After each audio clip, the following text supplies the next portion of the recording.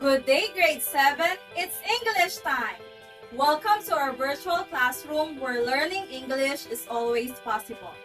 Today is an interesting episode of Learning Better Our Second Language.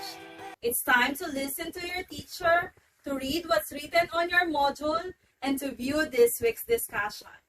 I am Ma'am Jerica Joyce M. Seguiza, your Learning from Home mentor for this session. Learning English, the second language, is both exciting and challenging. As ESL learners, you are expected to acquire knowledge and develop skills based on the grade level standards. For this week, you are encouraged to raise sensible, challenging, thought-provoking questions in a public forum or panel discussion as one of the most essential learning competencies for quarter 3. Just like learning inside the four-cornered classroom, there are things that you have to prepare beside you. Kindly take note of the following. Number 1. Bring out the copy of your quarter 3 module 7. Number 2. Prepare your English notebook and a ball pen. Number 3. Ready your gadget. Number 4. Check your internet connectivity. 5 seconds to prep up. Shall we start? At the end of the learning session, you must be able to define what is a panel discussion, familiarize specific roles of members of panel discussion, differentiate a panel discussion from a forum, conference, and workshop, and raise thought-provoking questions in public forums and panel discussion. We live in a world full of uncertainties. There are lots of unforeseen circumstances. Some are good and others are not. People tend to think a lot. Facts are shared and opinions are expressed with one another. Some are voiced out and others remain unspoken. In a society where diverse viewpoints are evident, several questions are brought up in daily conversation. Some are addressed immediately, and others remain unanswered. That is why raising questions is an essential skill every student should learn, practice, and land, domestic air, and domestic sea travel to and from Metro Manila shall be suspended beginning March 15, 2020 and to end on April 14, 2020.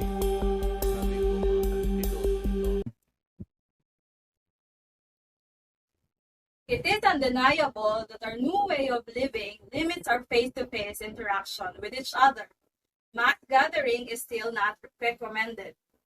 Communicating online has become a major part of our lives. Students are prohibited to attend traditional classes, workers are restricted to conduct public meetings, and other business sectors are restrained to participate in any public forum. Imagine how one can acquire facts. How can an individual share his or her opinion to one another? Or how can a group of people gather to discuss matters at hand and seek clarifications when the need arises? Let's find out if you can determine how people from all walks of life communicate effectively during the pre-pandemic. Allow me to take you on different public meetings held in the previous years. Then, you must identify the gathering format that has been made possible during this event. So, to start and open our forum today, to help us also find answers to some of the questions that you might have, feel free to write down your questions in the pieces of paper in front of you. I'd like to introduce from the Department of Transportation to talk about the Road Safety Action Plan here in the Philippines. I'd like to call up here on stage Assistant Secretary Mark De Leon.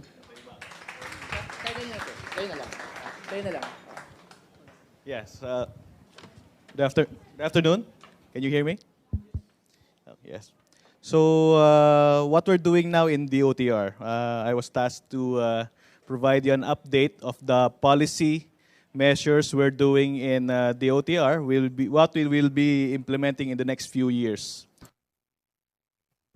Which among the setup is apparent in our first event? A. Conference, B. Forum, C. Workshop, or D. Panel discussion? You have 5 seconds to write your letter of your answer on your notebook.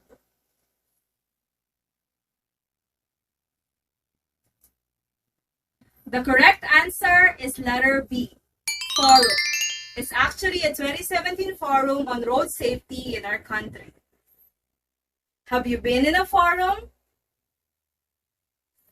Forum is a situation or meeting in which two people can talk about a problem on a specific matter that is of public interest. Let's proceed to our next event. Welcome to the 9th edition of the Philippines' largest business-to-business expo, conference, and networking event for small and medium enterprises. Meaningful relationships and new business opportunities, and find great solutions for your own businesses. If you have looked closely, you can easily identify the type of gathering manifested in the event. Which among of the options is your answer? A. Conference, B. Forum, C. Workshop, or D. Panel discussion? Without a doubt, it is a conference. That means your answer should be letter A. What you have seen in the video is an example of a business expo conference held on 2019. Have you ever attended any school-related conferences before? Conference is a meeting between two or more persons for discussing specific matters with common concerns to exchange views. Are you ready for our next stop? Let's get going! Follow the motion of your arm. From here, hit diagonal position. Make sure you're in a diagonal position. From here, up, up, up, up. The accent is going up. Okay? Yeah? Sabi ba? Oh, dami information. You know, that's what you get in a dance class.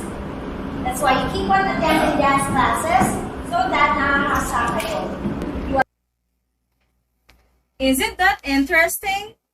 Dancers and choreographers are very familiar with this dance phrase.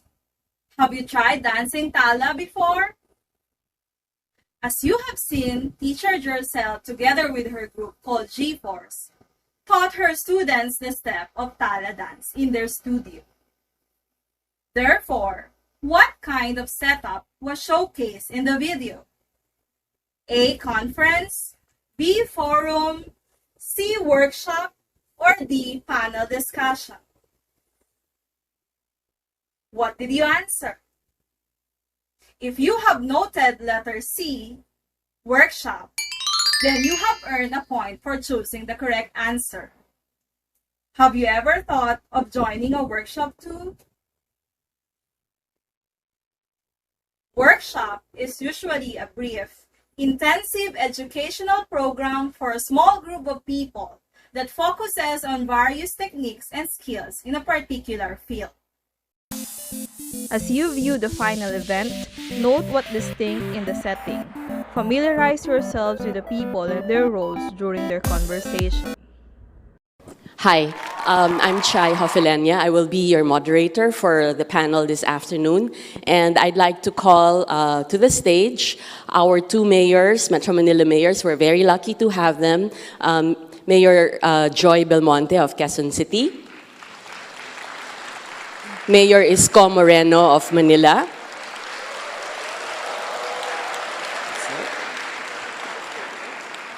And Paulo Alcazaran, urban planner, who I'm sure you've heard about and you've read his pieces. You have seen a part of Social Good Summit 2019 held at How do you call this kind of communication setting? A, conference, B, forum, C, workshop, or D, panel discussion? If you have answered letter D, that's correct. Indeed, it's a panel discussion. It is a discussion in which few persons, called panel, carry on a conversation in front of an audience. Did you notice how many persons present in their discussion? Let's recall the members in a panel discussion and their roles as introduced in the video. Ms. Chai Hafelenya introduced herself as the moderator.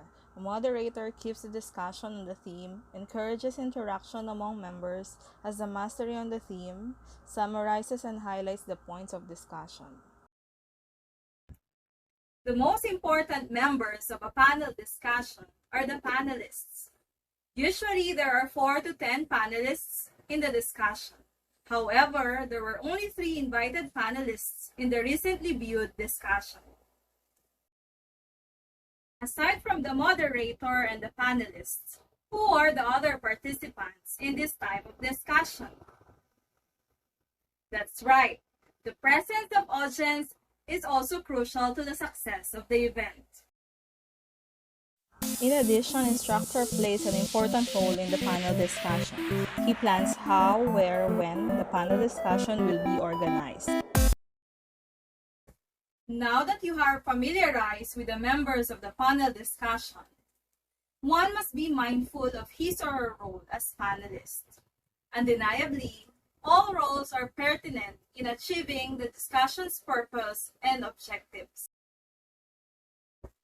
I'm glad that you have distinguished the 4 communication activities correctly. These are forum, conference, workshop, and panel discussion.